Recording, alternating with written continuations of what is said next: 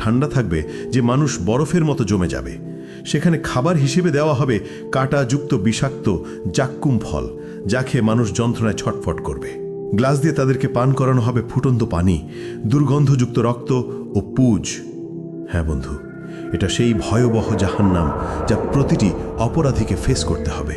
আসুন এই ভিডিওতে সেই জাহান্নামের শুরু থেকে শেষ পর্যন্ত গল্প শুনে আসি, যার প্রতিটি কথা কোরআন ও হাদিস থেকে নেওয়া, কিন্তু দৃশ্যগুলো আর্টিফিশিয়াল ইন্টেলিজেন্সের সূক্ষ্ম কল্পনা শক্তির তৈরি।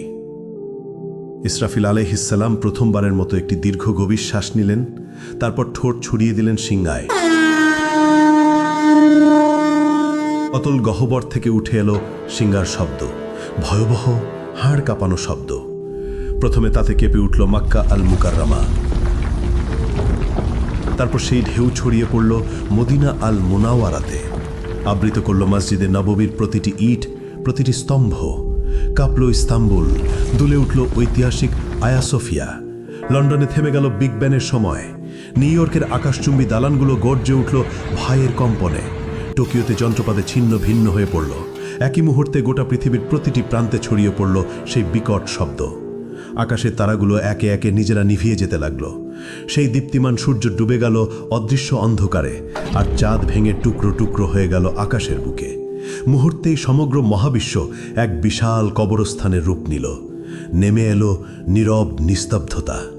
সবকিছু সম্পূর্ণ অন্ধকার, সবকিছু মৃত্যুকোলে ঢলে পড়েছে, সবকিছু আচ্ছাদিত হয়ে গেল। শুধু আল্লাহ অবশিষ্ট রইলেন। ঘোষণা আসলো, আজ কার জন্য রাজত্ব? কিন্তু কেউ উত্তর দিল না। কতক্ষণ স্থায়ী হলো এই ভয়াবহ নীরবতা? 40 বছর, নাকি 40 দিন, নাকি 40 ঘন্টা? কেউ জানে না, কারণ সময়ও থেমে গেছে, স্থানও বিলীন হয়ে গেছে। শুধু আল্লাহ জানেন এই অপেক্ষার দৈর্ঘ্য কত হবে।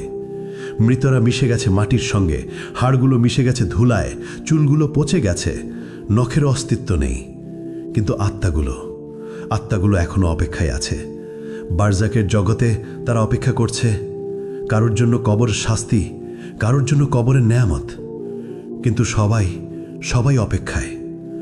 তারপর এলো সেই পমিকীয় মুহূর্ত। দ্বিতীয় আদেশ প্রতিধ্বনিত হলো, সিংহায় আবার ফু দাও ইসরাফিল। ফলে ইসরাফিল নিলেন দ্বিতীয়বার গভীর শ্বাস। কিন্তু এবার তা ভিন্ন। এবার তা জীবনের শ্বাস, এবার তা পুনরুত্থানের শ্বাস। ইসরাফিল দ্বিতীয়বারের মতো সিংহায় ফু দিলেন। শব্দ ছড়িয়ে গেল সর্বত্র।